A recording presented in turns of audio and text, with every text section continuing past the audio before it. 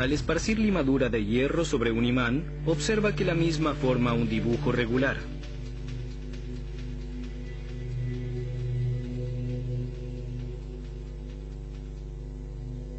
El dibujo presenta líneas a lo largo de las cuales se orientan las limaduras. Faraday las llama líneas de fuerza y constata que rodean todo el espacio en torno a un imán.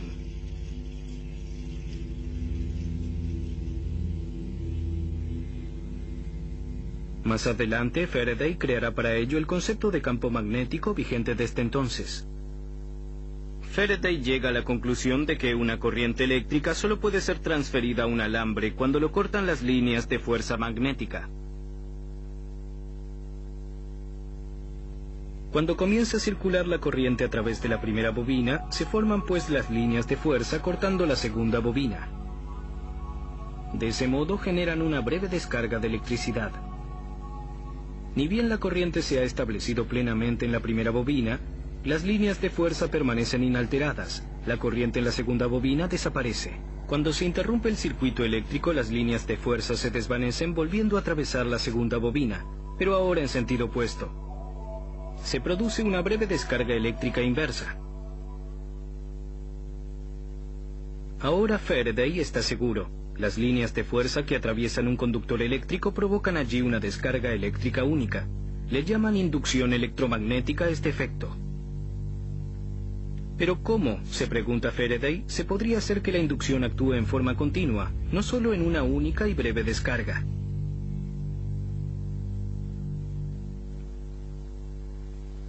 Una idea simple pero genial trae la solución en 1831. Faraday monta un disco de cobre de manera tal que una parte del mismo se encuentra entre los polos de un imán en forma de herradura. Luego hace rotar el disco de cobre. El mismo se mueve como un conductor eléctrico entre los polos y con ello atraviesa permanentemente las líneas de fuerza. De ese modo hace circular una corriente continua en la placa de cobre.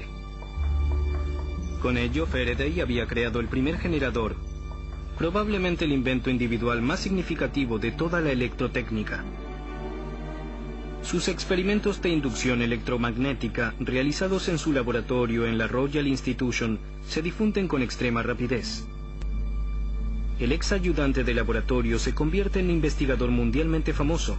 En 1833 es nombrado profesor de química en la Royal Institution. Pero a pesar de sus éxitos en el campo de la electricidad, Faraday se siente, en primera instancia, un filósofo natural. El multifacético investigador estudia la influencia de la luz sobre el crecimiento de las plantas, analiza los meteoritos y la luz polar. Su campo específico sigue siendo la química. Faraday descubre el benceno y licúa gases como cloro y amoníaco. Uno de sus descubrimientos sigue asociado a su nombre hasta la actualidad. En 1836, Faraday observa que en una jaula metálica la corriente eléctrica es desviada únicamente por la superficie. En cambio, en el interior de la jaula la intensidad del campo eléctrico es igual a cero. Una conclusión que hasta hoy tranquiliza a todos aquellos conductores de automóviles que ingresan a una tormenta, pues dado que un auto actúa como una jaula de Faraday, las personas en el interior del vehículo están a resguardo de los rayos. Pero el invento más importante de Faraday sigue siendo el del generador de corriente. En lugar de las baterías caras y poco rendidoras, el generador de Faraday abre perspectivas para una provisión barata de energía eléctrica a gran escala. Hasta hoy, toda forma de obtención de corriente eléctrica con un generador está basada sobre el principio de la inducción electromagnética reconocido por Faraday. En una planta hidroeléctrica, por ejemplo, el agua impulsa una turbina que a su vez pone en movimiento una bobina generando corriente eléctrica.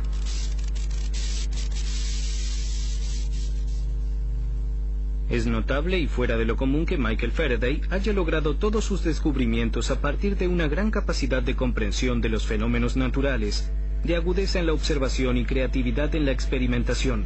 Faraday ha realizado varias decenas de miles de experimentos y aún así no ha publicado ninguna fórmula. De eso se hace cargo el físico escocés James Clerk Maxwell. Él traduce en fórmulas matemáticas los conocimientos obtenidos experimentalmente por Faraday en 60 años de trabajo.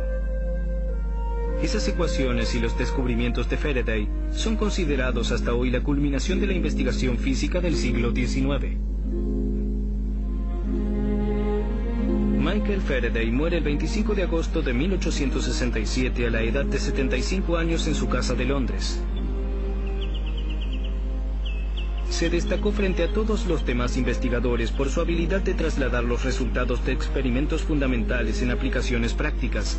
Hasta hoy sigue en funcionamiento un faro diseñado por Faraday, construido como prototipo y finalmente levantado en la costa este de Inglaterra. Él mismo recuerda a un hombre que durante toda su vida aunó genialidad práctica con una infatigable vocación por el saber.